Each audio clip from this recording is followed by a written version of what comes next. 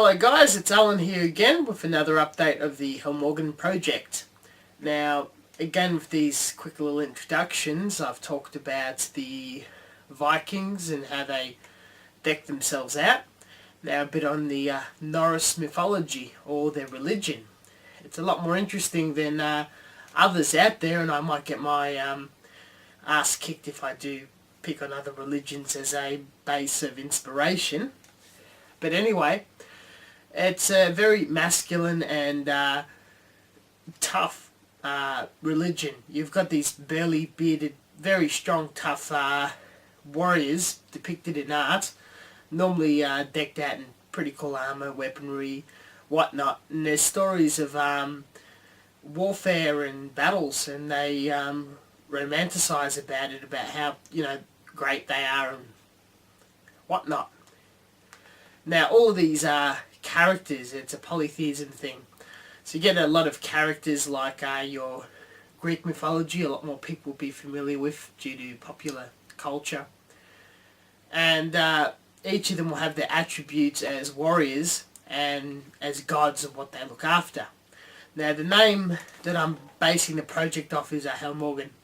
A lot of you would know Thor, the fellow with the hammer, the Marvel story.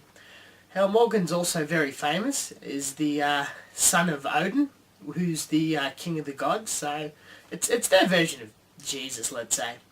And his persona is a lot like a messenger, and he picks up a very famous sword along his journey, and there's a few different versions of the story. But after reading about it, I found this character quite interesting, and the armour that this woman that I'm modelling is based off the attributes of this character. I'll explain in the future video. Now, before I get into the main project, I'm still painting the Capul. A few people's been asking. It's been masked and outclad. There's some touching up and top coating and detailing before he comes together. Yet again, I have blown out a ridiculous amount of money and have bought more goodies for the project. First, this architectural styrene. It's a very interesting roof tiling style texture, which can make great armour. Evergreen styrene, very thin slats, perfectly square. These are going to be used as grooves in the giant cog that's going to be the shield, and more detail. Large bit of 1mm thin brass to be chopped up and curved for different parts of the figure. More cogs, and more interestingly, these are steampunk buttons for costuming.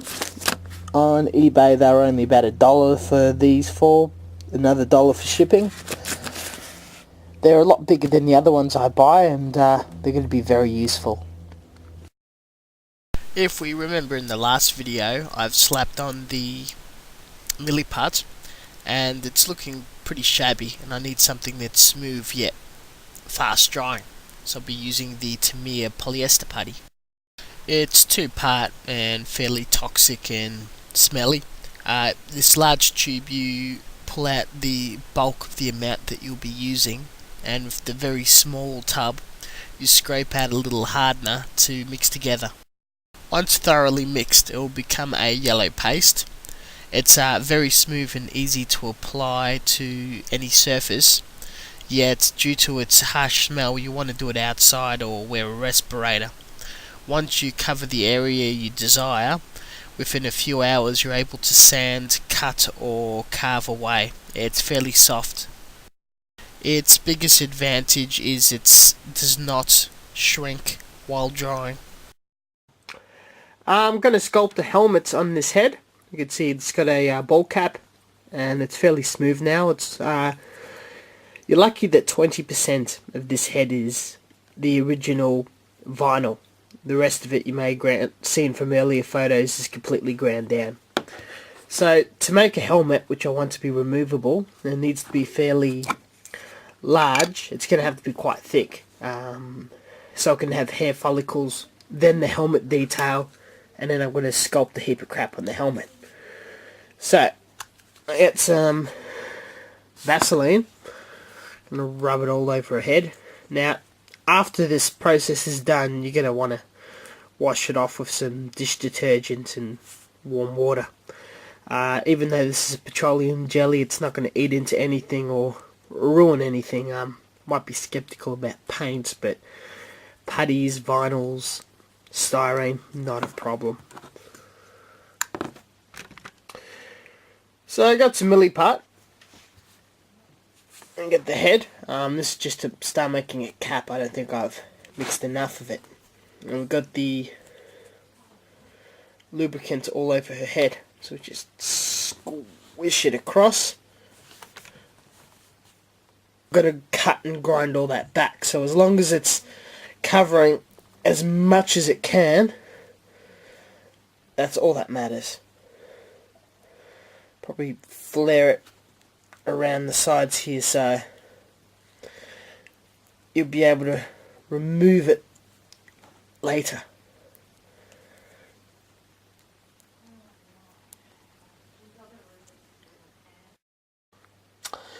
A lot of work has been put into the body. Here's some progress photos. From the very rough putty I applied, I've been putting a further amount of putty on to shape it, smooth it out, get rid of a lot of its flaws. And here's the level of development now. It's a lot more refined than in previous photos. After using the milliput, the polyester putty, the basic type and squadron putty, I got a nice smooth finish and hit it with many layers of a very cheap, nasty spray can primer. The body's still reasonably the same to the armature, but I've bulked up the arse so I wouldn't have, you know, that underage-ish figure that the character we all know and love has. The chest is going to be more developed out in the armour. I've got some perfect bits that will make for amazing perky tits. That rhymes. So after a final sand and spray, they'll be ready for doing some major detailing, which will be a lot quicker and easier and more fun than working on something from absolute scratch. The hands will be in the next update. The shield has also been a very interesting exercise, just putting more and more detail. It's going to be like where the eyes are going to be drawn to, or the jewel of the project, where the most amount of detail and funds are going to be with. All the larger pieces will be put down, then the undertone detailing with styrene, and then when the real steampunk comes in of the cogs. Now, you guys saw me buy tons and tons of these little bags of these small watch parts. And here's the fruits of my labour. And you're probably thinking, wow, what a clusterfuck. But when I put a primer down and the colour scheme I plan for it, it's not going to look as busy. It's just all the different toning colours of the different metals. There's like copper and bronze and nickel and all sorts of goodies. Some pieces that are pretty difficult to cut. But I'm really pleased with this shape. That will be a lot more recessed than what it is. And on the back, a little less detail because it's not going to be as seen. But this will be the general tone across the rest of the figure, just not as bulky, because this is a fairly large flat surface. But I'm extremely pleased. All that's left to do is sand this putty bit back. The edging is going to have these little teeth, like this thing's a giant cog itself, with some styrene.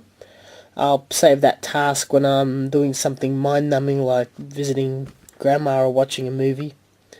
I'll prime him hopefully in about a week or so time, and you'll see where this is at. One very clever idea I came up with, you could see this ribbon strip with the interesting texture, you know, like some of those ribbon cables you see in your computer and whatnot. I cut it off this sort of tin paper. It's a tray that holds pills for chemical testing, and you just pop them out. It's quite strong and very easy to cut with scissors and makes for great detail. If anyone's onto some sort of medication or handles this type of stuff, amazing for scratch building. Funny story regarding this. When I was a lot younger, Mum was washing my clothes and pulled one of these out of my pocket, thinking I was on some sort of weird drug or something, not knowing that my job, which has absolutely description, has nothing to do with testing chemical levels in water. It was asking questions. So we've got the figure frame done, the shield done, the helmet on top of the head on its way. What I plan to do next week is start putting the large items of armour on, the hands, the shoulders. Thank you for watching, and until next time.